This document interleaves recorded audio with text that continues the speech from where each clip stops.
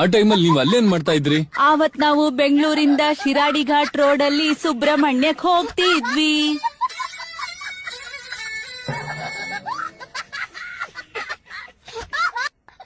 ಅದೇ ನಮ್ಮ ಸಾಕ್ಷಿ ಹೇಳಂದ್ರೆ ಹಾಡು ಹೇಳ್ತಿದ್ಯಾ? ನನ್ನ ಹೆಂಡತಿ ಏನು ಹೇಳಿದ್ರು ಹಾಡ್ಕೊಂಡು ಹೇಳ್ತಾಳೆ ಸರ್.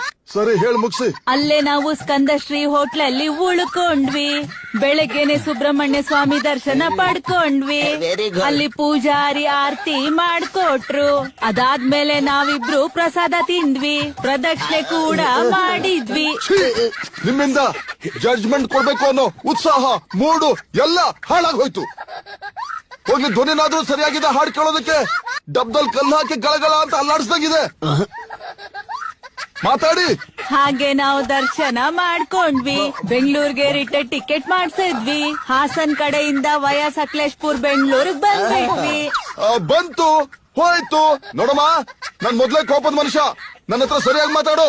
ಹೇಳ್ತೀನಿ, ನೀವ್ ಕೋಪ ಮಾಡ್ಕೋಬೇಡಿ, ಪ್ರಶಾಂತವಾಗಿ ಕೇಳಿಸ್ಕೊಳ್ಳಿ. ಹಾಡು. ಆಟೋ ಇಂದ ನಾವ್ ಇಳಿದ್ಬಿಟ್ವಿ. ಮಲ್ಲೇಶ್ವರಂ ಕಡೆ ನಡ್ಕೊಂಡ್ ಬರ್ತಿದ್ವಿ.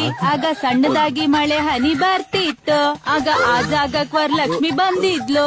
ನಾವು ನೋಡ್ತಿದ್ದ ಹಾಗೇನೆ ಒಬ್ಬ ಮನುಷ್ಯನ ಕತ್ತನ ಚಾಕು ಇಂದ ಕುಯ್ದ್ ಬಿಟ್ಲು. ಆಗ ಆ ಟೈಮಲ್ಲಿ ನೀವ್ ಅಲ್ಲೇನ್ ಮಾಡ್ತಾ ಇದ್ರಿ? ಆವತ್ ನಾವು ಬೆಂಗಳೂರಿಂದ ಶಿರಾಡಿ ಘಾಟ್ ರೋಡ್ ಅಲ್ಲಿ ಸುಬ್ರಹ್ಮಣ್ಯಕ್ ಹೋಗ್ತಿದ್ವಿ.